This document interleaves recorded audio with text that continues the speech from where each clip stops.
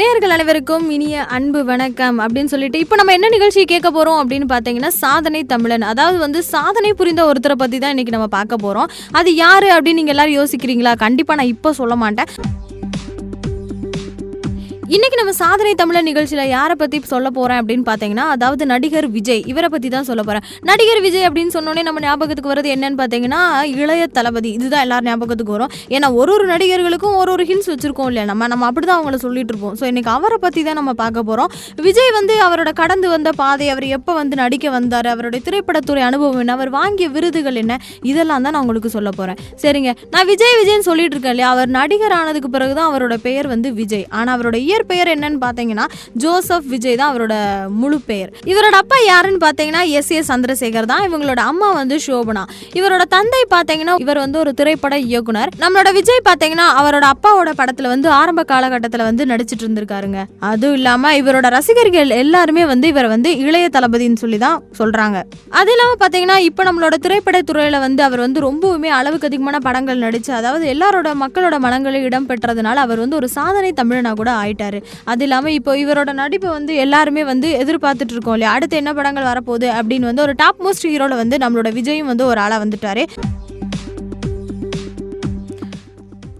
நம்மளோட விஜய் பாத்தீங்கன்னா குழந்தை பருவத்துல இருந்தே தன்னுடைய தந்தையோட படங்கள்ல நடிச்சுட்டு வந்துட்டே இருக்கிறாரு. இவர் கதாநாயகனா நடிக்க ஆரம்பிச்சிட்டாரு. அவர் கதாநாயகன் அவர் நடித்த முதல் படம் என்னன்னு பாத்தீங்கன்னா நாளைய தீர்ப்பு.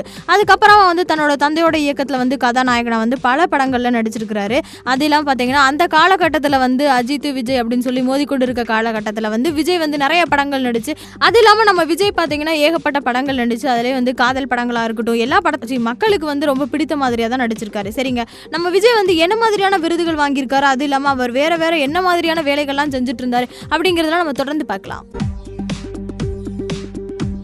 இன்னைக்கு நம்ம சாதனை தமிழர் நிகழ்ச்சியில நம்மளோட நடிகர் விஜய் பத்தி தான் பார்த்துட்டு இருக்கோம். இவர் அதாவது நடிப்புக்கு வந்ததுக்கு அப்புறமா இவர் வேற விதங்கள்ல விளம்பர படங்கள் எல்லாம் நடிக்க ஆரம்பிச்சிட்டாரு. அதாவது பாத்தீங்கன்னா 2002ல கொக்கோ கோலா நிறுவனத்தோட விளம்பர படங்கள்ல நடிச்சிட்டு இருக்காரு.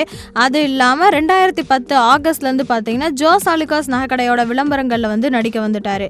இது இல்லாம 2011ல டாடா டொக்கோமோ, அதாவது இப்ப அதிகமா யூஸ் பண்ணக்கூடிய நகர்பேசி, அதாவது விளம்பர படங்கள்ல ரொம்பவுமே நடிக்க ஆரம்பிச்சிட்டாரு. இவருக்கு நடிப்பு மட்டும்தான் வரும்னு பார்த்தாலும் இவர் நான் விளம்பரமும் பண்ணுவேன் அப்படிங்கிற மாதிரி இப்போ நிறைய விளம்பரங்கள் வர ஆரம்பிச்சுட்டாருங்க. நம்ம விஜய் பத்தி நிறைய சொல்லிட்டே போகலாம். ஏன்னு பார்த்தீங்கன்னா விஜய் அந்த அளவுக்கு சினிமா துறையில நல்ல படங்கள் நமக்கு கொடுத்து நம்ம மக்கள் மனதில் ரொம்பவுமே இடம் பெற்றுட்டாரு.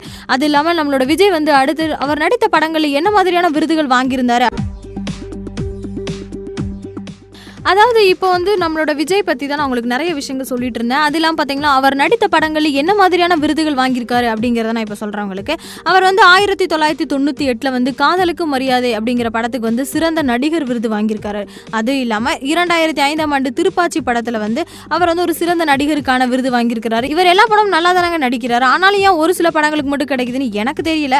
அது இல்லாமல் விஜய் தொலைக்காட்சியால் வழங்கப்பட்ட விருதுகளில் கூட இவருக்கு விருது கிடைச்சிருக்கு.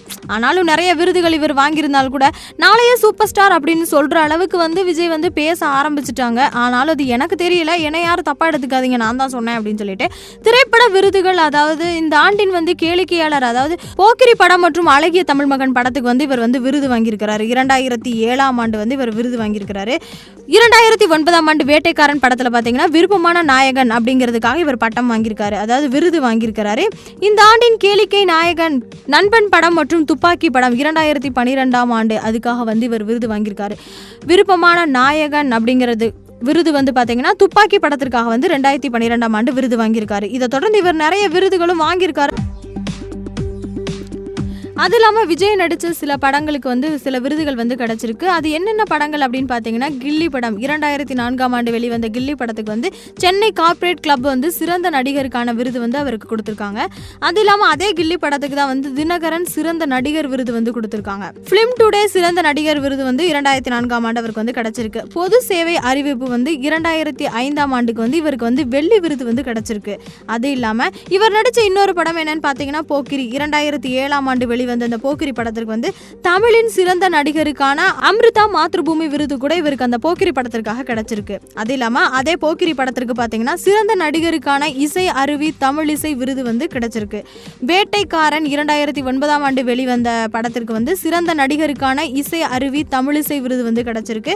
அது இல்லாம துப்பாக்கி மற்றும் நண்பன் படம் 2012ஆம் ஆண்டு வெளிவந்த இந்த படத்திற்கு வந்து விகடன் சிறந்த நடிகர் விருது வந்து கிடைச்சிருக்கு.